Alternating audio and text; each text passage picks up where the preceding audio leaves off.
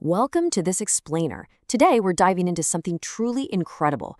We're looking at a deeply personal, first-hand testimony from Indigenous American history. We're not just rattling off dates or looking at dusty artifacts here. No, we are listening to a voice reaching across centuries to set the record straight about the Maya. It's an absolutely profound story of ingenuity, careful memory, and ultimately, unimaginable loss. So let's just jump right into it. The source opens with this really powerful, haunting statement. I was the last recorder of the Maya. Right off the bat, we're stepping directly into the shoes of a royal scribe. Just imagine that for a second. Dedicating your entire existence to being the official memory of your civilization. You're painstakingly documenting the reigns of kings, the triumphs, literally the heartbeat of your people. It grounds us in this highly educated, deeply personal perspective that, honestly, we just rarely get to hear.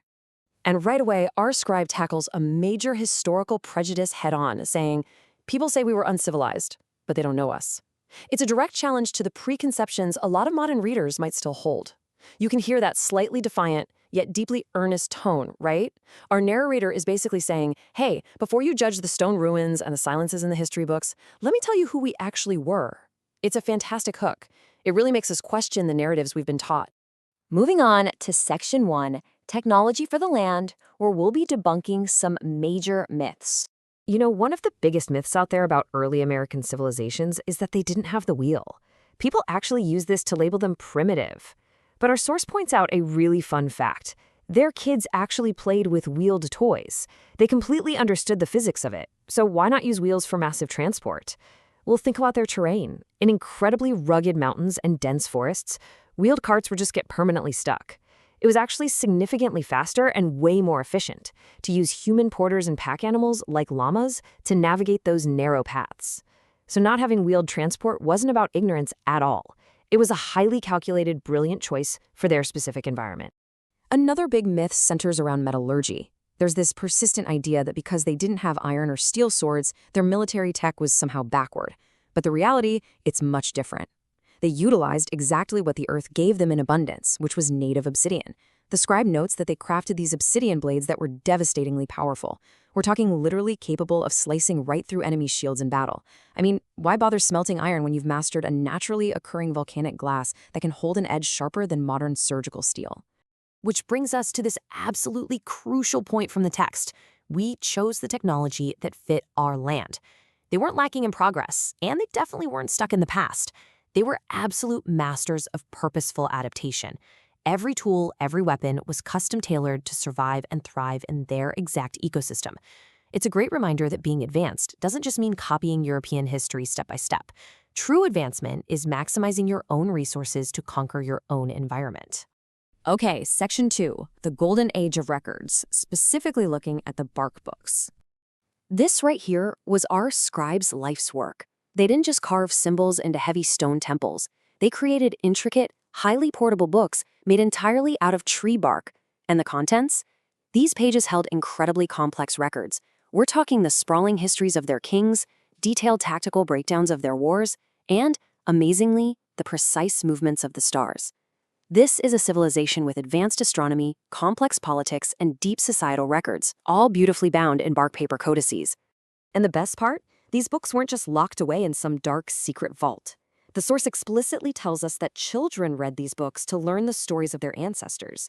That totally shatters the idea that writing was just this secret magic hoarded by a few elites at the top. We're looking at a thriving, deeply civilized society with a very active education system. They were consciously passing down their heritage, their science, and their identity to the next generation. Which brings us to Section 3, a much heavier topic, the ashes of history and the erasure of all that knowledge. Let's walk through this devastating timeline exactly as the scribe experienced it. First, strangers arrived from across the sea. It was sudden and it was completely overwhelming. Second, the material wealth of the land, the gold and the silver, was systematically taken. Third, the sacred architecture, those massive temples that anchored their entire spiritual lives, collapsed under the invasion. And then, probably the most agonizing detail for our narrator, a lifetime of books, generations of astronomy, history, and ancestral memory just disappearing into flames. I want you to pause and just let that physical destruction sink in for a second. An entire civilization's vast library of memory just reduced to ash in the blink of an eye. Fast forward to the present day. As the scribe points out, hundreds of years later, modern people look at the ruins of these great cities and they ask one very specific question. Why is there no history left in the Americas? It's a question rooted in a really profound misunderstanding. We look at the lack of vast written libraries today, and we mistakenly assume that these indigenous peoples simply had no recorded past, like they were just sitting around waiting for history to happen to them. But our scribe answers that modern question with a truly chilling final thought. It wasn't that there was no history. Someone just burned it. That silence we perceive today, it's not a lack of civilization. It's the loud, echoing aftermath of a massive erasure. The complex history, the science, the stories, they were all there, meticulously written in bark and passed down to their kids, right up until the match was struck. It really leaves you wondering, doesn't it?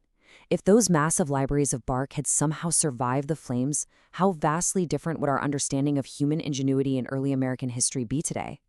What other incredible scientific and historical breakthroughs were just permanently lost in the ashes? Definitely something to think about next time you look at a piece of ancient history.